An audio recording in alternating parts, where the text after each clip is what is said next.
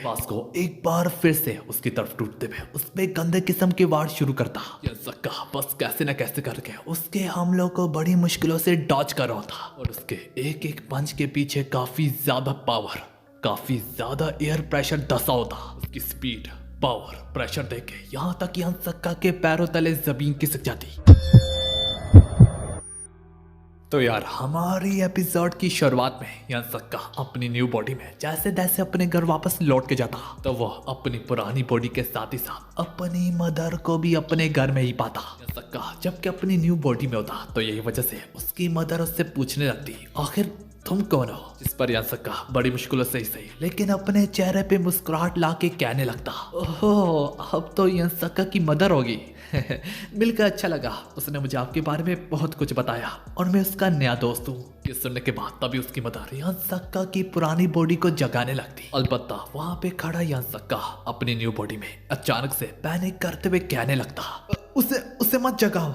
सबके बाद इसी जगह में लेकिन दूसरे सीन में यह सक्का अपनी न्यू बॉडी में अपनी ही मदर को एक्सप्लेन करते हुए कहने लगता, दरअसल हम दोनों एक साथ ही लेते हैं ताकि हम दोनों मिल मिला के किराया दे सके और दूसरी चीजों की बचत कर सके। इस पर अपने कान ठहराने के बाद उसकी मदर थोड़ी परेशान होते हुए कहने लगती, अजीब बात है, उसने मुझे कभी फोन पे बताने की जहमत क्यों नहीं की? जो सुन के यह सक्का बहाने के चक्कर में गलती से अपने मुंह से ये कह देता, ओ दरअसल वो अपने पार्ट टाइम जॉब में इतना बिजी वगैरह है उसे कि शायद कभी टाइम ही ना मिला हो। तो ये सुन के अब उसकी मदर और भी ज्यादा हैरान होने लगती। यह सक्का ने अब अपना मुंह खोल ही दिया होता तो वो मजीद बता भी देता, रात के वक्त कन्वीनियंस स्टोर में काम करता है। आगे से उसकी मदद कहने लगती, तो अच्छा यही वजह से वो इतने घोड़े बेच के सो रहा है। और उसकी मदर अब थोड़ी और उसके लिए फिक्रमंद हो रही होती। इसी में यह सक्का की मदर कहने लगती, अगर तुम्हारे पास वक्त है तो तुम क्या मेरे साथ थोड़ी बातें वगैरह कर सकते हो, मैं तुम्हें जानना चाहूंगी। दूसरा सीन एक महंगे कैफेटेरिया की तरफ शिफ्ट होता जहाँ पे बास्को की गैंग का मेंबर बॉम जे भी वहाँ पे पार्ट टाइम जॉब करता होता। और बस इस कैफेटेरिया में यह सक्का अपने ब्लेसिंग कदम जैसे तैसे ही लगता। सबकी नजरें अब उस पे ठहरी हुई होती। खैर यार बॉम जे तो जबकि अपनी शक्ल ही छुपा लेता। यहाँ तक यह सक्का की मदर भी नोटिस करती कि यह बंदा तो वाकई में काफी ज्यादा पॉपुलर है। सब चीजों के बाद यह सक्का अपनी मदर से कहने लगता, आप क्या पीना पसंद करेगी? यह सक्का की मदर थोड़ी सी परेशान कहने लगती, मुझे नहीं पता क्योंकि मैं ऐसी जगह पे कभी आई भी नहीं। पर जो ही उसकी नजर यहाँ की प्राइसेस पे पड़ती यह सक्का की मदर के पैरों तले जमीन खिसक जाती और वह कहने लगती, नहीं भाई मैं तो सिर्फ पानी ही पीऊंगी। जबकि यह सक्का काफी इसरार करके उन्हें एक महंगी सी कूल आइस कॉफी पिलाता। और यार इतनी महंगी और इतने मजेदार कॉफी यह सक्का की मदर ने आज तक कभी भी ना पी होती। अभी यह सक्का की मदर कहने लगती, ओ याद आया मैंने तो तुमसे तुम्हारा नाम तक नहीं पूछा। इसी में यह सक्का थोड़ा सोचते हुए लेकिन जवाब सुना सुनाया देता, मेरा नाम भी यह सक्का ही है। उसके मुंह से ये गोल्डन वर्ड सुनने के बाद उसकी मदर काफी ज्यादा खुश होती और कहती, मुझे ये इत्तेफाक कुछ ज्यादा ही पसंद आया और हाँ अगर मैं गौर करूँ तो तुम काफी ज्यादा मेरे बेटे जैसे ही दिखते हो।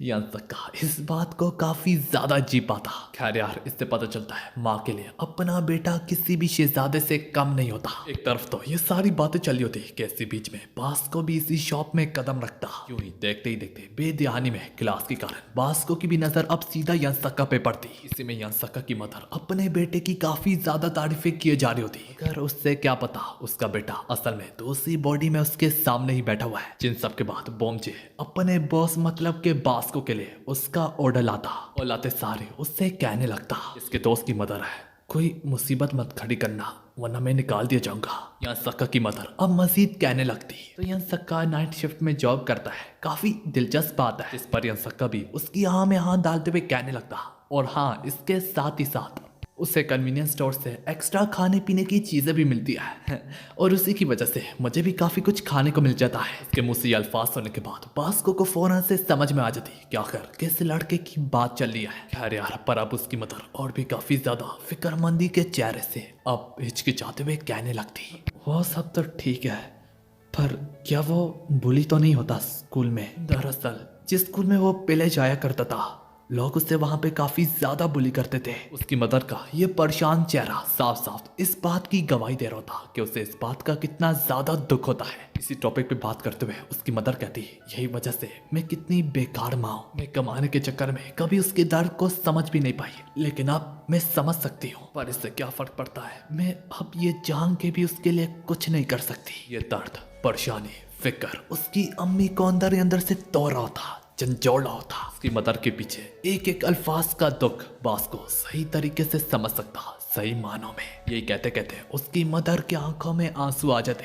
ये सारे के सारे अल्फाज उसके बेटे यंसक्का को भी चुभने लगते और वो भी अपने दिल ही दिल में कहने लगता, बेकार माँ, आप ये कैसे कह सकती है? मैं जानता हूँ आपने अपनी तरफ से पूरी कोशिश की। यंसक्का अपने जज्बात पे काबू पाते हुए एक मुस्कुराहट से फिर से कहने लगता, यंसक्का अपने दोस्तों के साथ काफी ज्यादा घुल मिल रहा है। मेरी माने तो आपको अब उसकी फिक्र करने की कोई जरूरत नहीं। तो यार अब बास्को को भी उस रात का लम्हा याद आने लगता जिस वक्त लोग यंसक्का को बुली कर रहे थे। उसका सिर्फ एक लम्हे से बास्को को इतना गुस्सा आता कि उसका गुस्सा उस पर हावी पड़ जाता। वो अपने दूध के गिलास को ही झंझोड़ के रख डालता। इस वजह से बास्को को यह सारा मुसीबत मोड़ अपने सर पे लेना पड़ता। जी अब दोबारा से बास्को से कहने लगता, ओए खुदा के लिए प्लीज अपने इमोशंस को चेक में रखो। फिर बास्को से एक और दूध का गिलास लाने के लिए कहता। कहानी एक बार फिर से यंसक्का की मदर पे जाती। यंसक्का की मदर कहने लगती, मेरा बेटा वाकई में काफी ज्यादा खुशकिस्मत है कि उससे तुम जैसा दोस्त मिला। अपनी मदर के मुंह से इतने प्यारे प्यारे अल्फाज सुनने के बाद यंसक्का को काफी ज्यादा अफसोस होने लगता उस वक्त पर जिस वक्त उसने अपनी मदर से काफी ज्यादा बदतमीजी की। अलबत्ता यंसक्का की माँ के मुंह से वो दोस्त का अल्फाज सुनने के बाद बास्को को यहाँ पे एक गलत फहमी होती। उसे उस वक्त का लम्हा याद आने लगता इस वक्त अपनी पुरानी बॉडी में अपनी न्यू बॉडी को अपने पीठ पीछे रख के घर ले जा रहा था। तो बास्को को यहाँ पे ये गलत फहमी हुई होती कि यंसक्का शराब की हालत में उस मोटे को फोर्स करता है कि वो उसे अपनी पीठ पीछे बिठा के घर तक लेके जाए। और एक बार वो फिर से अपने ही गिलास को कुचलने को जा रहा होता कि वो मुझे टॉपिक चेंज करने के चक्कर में ऐनी मौके पे यंसक्का की मदर के पास आके कहने लगता, आप और क्या ऑर्डर करना चाहिए? तभी उसकी मदर कहती, ओह कुछ नहीं, बस हम तो जाने ही लगे हैं। और हाँ अगर तुम बुरा ना मानो तो क्या मैं ये बॉक्सेस ले जा सकती हूँ? तो बाप जी हो इस पर हाँ ही कहता दूसरे सीन में यंसक्का की मदर इन बॉक्सेस को बांध के ले जाने लगती ताकि वो इससे भी रद्दी में बेच सके। यंसक्का की मदर कहने लगती, दरअसल मैं दो काम करती हूँ अपने बेटे की खातिर, पर यह बात यहाँ तक मैंने अपने बेटे को भी नहीं कही, तो ये हमारे बीच का सीक्रेट है। पता नहीं क्यों मैं तुम्हें ये सब कुछ आखिर क्यों ही बता रही हूँ, जैसे कि तुम मेरे काफी ज्यादा करीबी हो। ये कहते हुए यहाँ तक उसकी मॉम उससे पैसे भी देने लगती जो देख के यंसक्का फौरन से इनकार करता, पर यहाँ पे उसकी मदर काफी बार बार असरार करती चली जा रही होती। फिर आखिर यंसक्का अपने दिल पे पत्थर रख के ये पैसे कबूल कर लेता। यह सब कुछ भी बास को अपनी आंखों से देख रहा था और वो एक बार फिर से गिलास को अपने हाथों से ही दबोच लेता। अब उसकी मदर यहाँ से जाने लगती ये कहते हुए, यंसक्का को जगाना नहीं चाहती, मैं इस तरफ और सिर्फ उसके लिए खाने के लिए लाई थी। यंसक्का की मदर जब जाने ही लगती यंसक्का अपनी मदर से ये भी कहता, मेरा दोस्त यंसक्का अब जबकि वो आपसे दूर रह रहा है मुझे पूरा यकीन है अब उससे आपकी किल्लत और भी ज्यादा महसूस होती है। और ये बात यंसक्का की मदर के दिल पर सीधा जाके छू जाती। इसी तरह उसकी मदर चले जाती और यंसक्का को अपनी मदर की इस हार्ड वर्किंग पे काफी ज्यादा दुख होने लगता।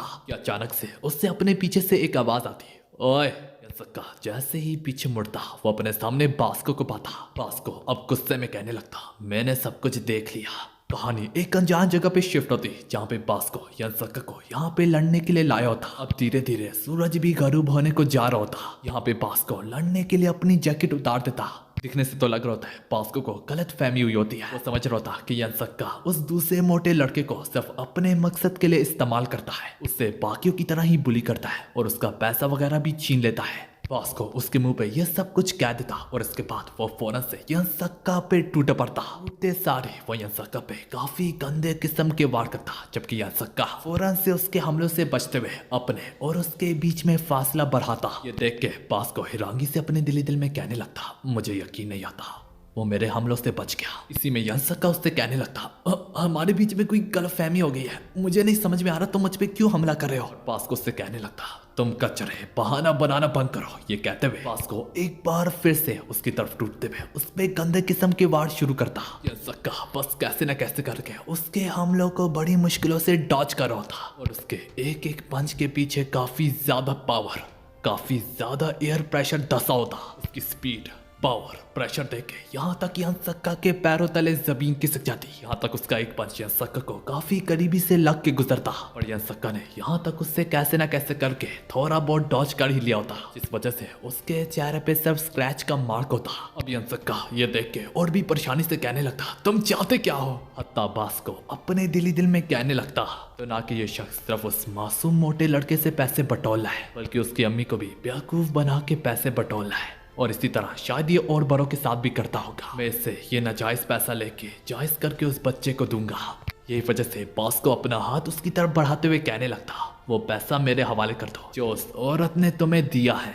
जो सुन के यंसक्का भी अपने दिल ही दिल में कहने लगता, तो ये हमें देख रहा था और अब ये मेरे पैसों के पीछे पड़ा हुआ है। यंसक्का को भी यहाँ पे गलत फहमी होती और उससे लगने लगता कि ये अपने मसों के लिए मेरा पैसा छीन रहा है। और उससे उन्हें बुलीज की याद आने लगती जो उससे उसके पुराने स्कूल में बुली करते थे। यूं ही वो अपने दिल ही दिल में मजीद कहता, तुम में और उनमें अब फर्क ही क्या रह गया है? यंसक्का अब उससे सहमत होकर कहने लगता, मैं ये पैसा तुम्हें कभी भी नहीं दूंगा। वैसे तो दोनों ही अपनी जगह पे बहुत अच्छे हैं, लेकिन यहाँ पे दोनों को एक दूसरे के बारे में गलत फहमी हो गई है। सक्का आज जिंदगी में पहली बार किसी से लड़ने की ख्वाहिश रखता और अब यंसक्का की भी आंखों में वो चमक सी होती। पर इस बार बास को अपना स्टैंस बदल के मुख्तलिफ तरीके से यंसक्का की तरफ बढ़ता, बढ़ते सारे उसकी और लवर किक से वार करता, क्योंकि यंसक्का भी हवा में जंप मारते हुए उसे डॉज कर लेता। और जब यंसक्का दोबारा से अपने और इसके बीच में फासला को बढ़ाने की कोशिश करता, बास को तुरंत से उस फासले को खत्म करता, लेकिन यंसक्का उसके वार से एक बार फिर से बच जाता। बास को भी अपना फिनिशिंग ब्लो मारने के लिए सीधा जंप मार के उस पर टूटने को जा रहा था। जो अच्छा मौका देके यंसक्का उस पर फाइनली अपनी तरफ से एक पंच मारता, क्योंकि ये वार सीधा बास्को के पेट पे लगता। खैर यार, ऐसा तो यंसक्का ने सोचा था,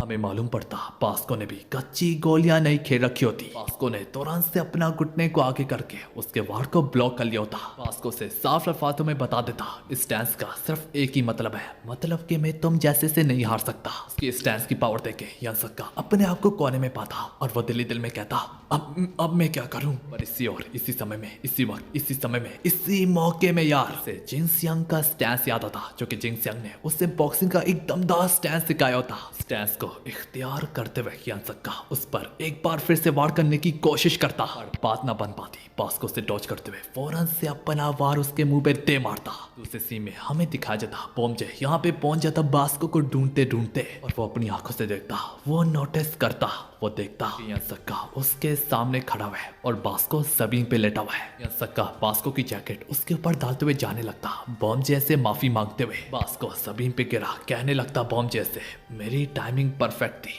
लेकिन ये कहते हुए हमें उस वक्त का सीन दिखाया जाता जिस वक्त दोनों के दोनों एक दूसरे के खिलाफ अपना स्टैंस आजमा रहे थे। यहाँ पे बास्को का वार यंसक्का को बस लगने को ही जा रहा था। यंसक्का अपने जिस्म को कंट्रोल में लेते हुए एकदम से घूमते हुए अपनी दिशा को पलट ली थी, और इसी तरह घूमते घूमते अपनी कोनी बास्को के मुंह पे दे मारी थी। और जिस गजब तरीके से हिट की होती, बास्को थोड़ी देर के लिए अपने होशो आवाज को खो बैठा हुआ था। तो हाँ यार, इसी तरह ग्रेट बास्को बस ये बैटल जीते जीते हार गया। दूसरी ओर रात के वक्त में कन्वीनियंस स्टोर में यंसक्का अपनी पुरानी बॉडी में पार्ट टाइम जॉब कर रहा था, जहाँ पे बास्को कुछ सामान खरीदने आता, और वो यंसक्का से माफी मांगते हुए कहने लगता, माफ करना बच्चे, लेकिन मैं तुम्हारे लिए तुम्हारा पैसा नहीं ला सका। ये कहते हुए बास्को जाने लगता, जाते जाते कहता, ओए बच्चे, तू कमजोर नहीं है, यही वजह से बस ट्रेनिंग कर। बास्को शॉप में से बाहर निकलते हुए अपने दिल में मजीद बोलता, हाँ ये लड़का कमजोर नहीं है। इसी के साथ उससे वो समय याद आता, इस वक्त यंसक्का ने अपनी पुरानी बॉडी में पंचिंग बैग पे अपना पंच मारा होता, और इसी के साथ पंचिंग बैग यहाँ तक फट गया था,